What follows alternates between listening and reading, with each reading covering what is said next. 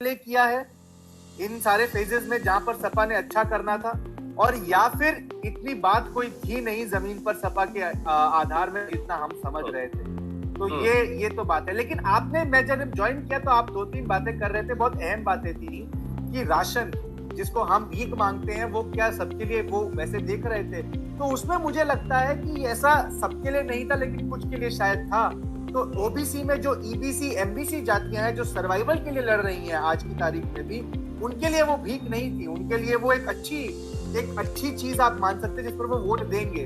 लेकिन जो ओबीसी में संगठित जातियां हैं जिनकी संख्या अच्छी है, जिनका आर्थिक सामाजिक स्तर अच्छा है, यादव को छोड़कर अगर आप कुर्मी देख लें या राजपूत, तो इनके लिए वो एक, उसको आप वैसे प्रोजेक्ट कर सकते हैं क्योंकि ये लोगों की भागीदारी रही है सत्ता में, तो क्या वो केवल राशन से खुश होंगे। और आपने महिला वोटर का भी बहुत अहम जिक्र किया, तो मैं बहुत समय से पूछ रहा हूँ लोगों से, विशेषज्ञों से उत्तर प्रदेश में, कि क्या महिला वोटर महिला बन के वोट करेंगी या अपने समाज जो अपनी जात है उसके आधार पर वोट करेंगी। मुझे कोई साफ जवाब मिल नहीं पाया है उसका।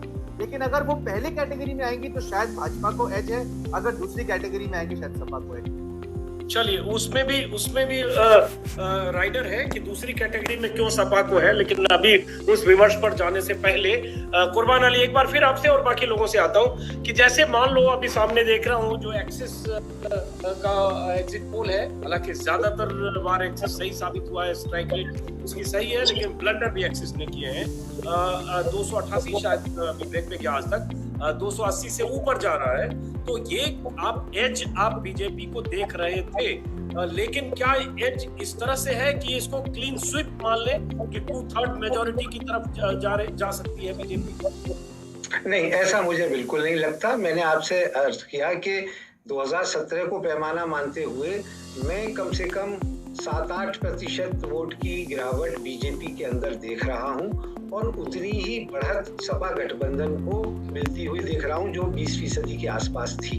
तो उसमें मेरे हिसाब से ये जो सीटों का अनुमान आता है वो यही है कि 225 के आसपास बीजेपी आकर के रुकेगी। 100 सीटों का लगभग उसको नुकसान होगा, क्योंकि गठबंधन के साथ 325 सीटें उसने जीती थी 2017 में, और 100 सीटें सपा गठबंधन की बढ़ेंगी।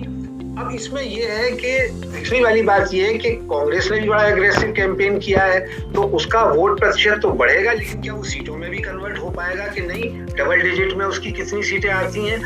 और बीएसपी जिसको सबने राइट ऑफ कर दिया है, वो क्या 15-20 से ज्यादा सीटें ले पाएगी या नहीं। मुझे लगता है कि वो उसको लेनी चाहिए, क्योंकि उसका जो सपोर्ट मिला है, वो चाहे सहारनपुर और बिजनौर का इलाका हो या वो पूर्वांचल का इलाका हो, उसने कई जगहों पर बड़ी शानदार अपनी उपस्थिति दर्ज कराई है, और उसका सीधा मुकाबला बीजेपी से हुआ है। हालांकि कुछ लोगों का ये भी कहना है कि मायावती ने बहुत सारी जगह बीजेपी को वोट ट्रांसफर करा दिया।